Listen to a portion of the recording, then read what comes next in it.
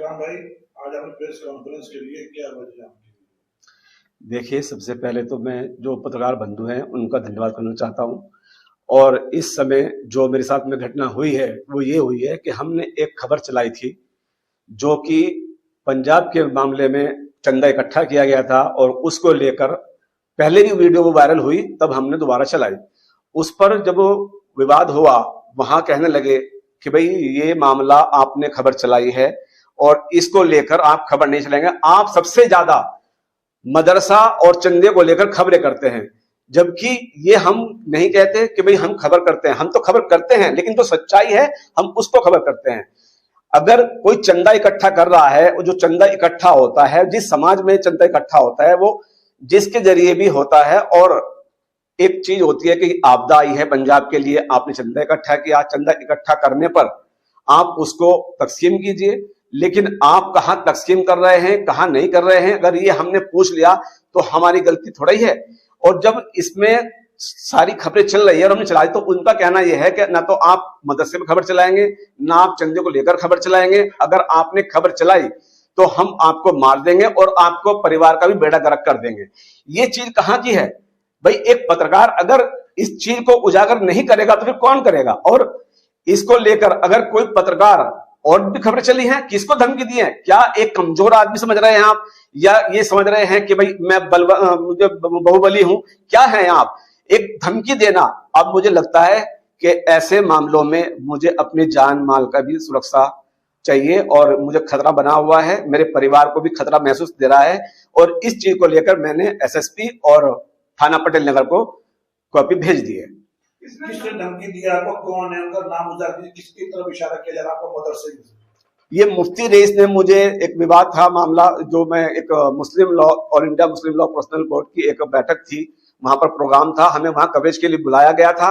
और जब प्रोग्राम समाप्त हुआ, जैसे मैं बाहर निकला तो उन्होंने बात करी मुझसे कि तेरा बेड़ा गर्क हो जाएगा, तेरा नाश हो जाएगा, तू खबरें चलाता है और तू ये क्या समझता है, तो अपने आप को बड़ा पत्रकार समझता है, क्या समझता है तो अपने आप को? अगर तुमने आज के बाद खबर चलाई तो हम देखेंगे तो ये जान से मार देंगे और तुम्हारा बेड़ा गर्क हो जाएगा। इस तरह के लेकर वहां पर मुझे साथ में हाथापाई करने की कोशिश की गई, जिसमें एक पत्रकार बंधु ने उनको कोली भर के पीछे खींचा, और भी कई लोगों ने पीछे खींचा।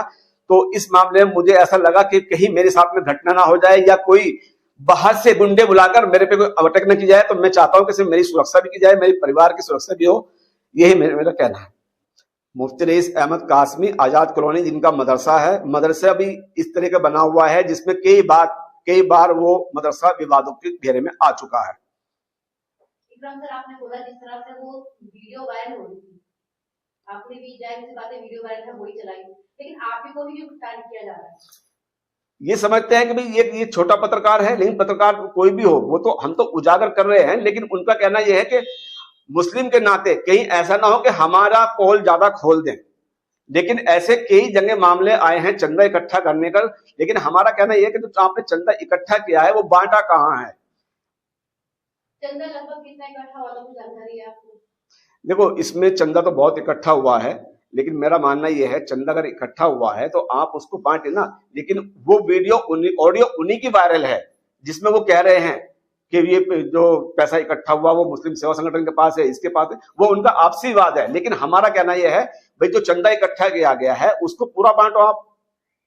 आपने कहा आपके साथ हाथापाई भी हुई है, तो आपने हाथापाई करने वाले थे, लेकिन एक पत्रकार साथी ने उनको खींच लिया और लोगों ने भी उनको खींचा, लेकिन मुझे भी एक ने ऊपर को कर दिया, वरना मेरे पड़ जाते। तो आपने क्या कार्रवाई की? देखो, मैंने जो ये बताया है मैंने वही कार्रवाई की है। मैंने ये कहा कि हो सकता है मेरी जान को भी खतरा हो। जब उन्होंने धमकी दे दी मुझे, तो हो सकता है मुझे कहीं एक्सीडेंट करा दे, कहीं मारपीट करा दे, कहीं कुछ भी करा सकते हैं। आप ऐसा इंदेशा जाहिर करते हैं कि मुझे ये अंदेशा है कि उन्होंने कहा है, वही मैंने इसमें लिखा है। क्या कहा है बताइए? उन्होंने कहा है कि आपका बेड़ा गर्क हो जाएगा अगर आपने खबरें चलाई हैं मदरसे को लेकर, चंदे को लेकर, तो अच्छा नहीं होगा, और आप चलाकर देखो, फिर हम बताते हैं आपको। खबरें चलाने से रोक रहे हैं, तो क्या लगता है कि चंदे में बहुत बड़ा भ्रष्टाचार भी है? देखो, चंदा, मैं तो मानता हूं कि चंदा जिस तरह से मदरसों में आता है उसको उजागर करना चाहिए। पब्लिक जो चंदा देती है वो अपने लिए देती है कि भाई मुझे एक राहत मिले, एक ऊपर जाके एक आखिरत का सवाब मिले, लेकिन आप उस चंदे को डिस्ट्रीब्यूट कहां करते हैं, ये एक बड़ा सवाल है। जी उसमें जो मुस्लिम सेवा संगठन के जिम्मेदार है, जो मुफ्ती रईस है, कुछ लोग उनका ये कहना है कि हमने अपने जिम्मेदार लोगों को हिसाब दे दिया चंदे का, और ये भी कहा गया कि बाकी हिसाब में कुछ मीडिया वालों को सामने दिया। ये बात कहां तक सच है? देखिए, इस पे एक पहले भी कॉन्फ्रेंस हुई थी जिसमें मैंने ये सवाल पूछा था। उन्होंने कहा कि आप मांग सकते हैं हिसाब, लेकिन जब ऑडियो वायरल आपकी है तो आप खुद ही हिसाब सही करेंगे, खुद ही गलत करेंगे, ऐसे कैसे होगा? जबकि उसमें 8 लाख रुपए अभी बकाया है। हमारा कहना है 8 लाख रुपए जब बकाया है, रमजान शरीफ गए हैं, हमने उनसे बात भी की थी कि जो 8 लाख रुपए बकाया है, आप उनको, जो गरीब हैं, जिनको घर में ईद नहीं बन रही है, जिनको जरूरत है, जो इसके मुस्तहिक हैं, आप उनको बांट दें। लेकिन आपने क्यों रख रखा है? क्या मंशा है आपकी? और ये पैसा किसके पास है, क्यों है, क्यों रखा हुआ है? ये मेरा कहना है। और यदि कोई भी हिसाब मांगता है उसको हिसाब दिया जाए, और ऐसे मदरसों पर बोर्ड लगाया जाए जिन पर चंदा इकट्ठा होता है, उन सबको सार्वजनिक बोर्ड लगाया जाए, जो इनबैलेंस है वो मांगे सबसे।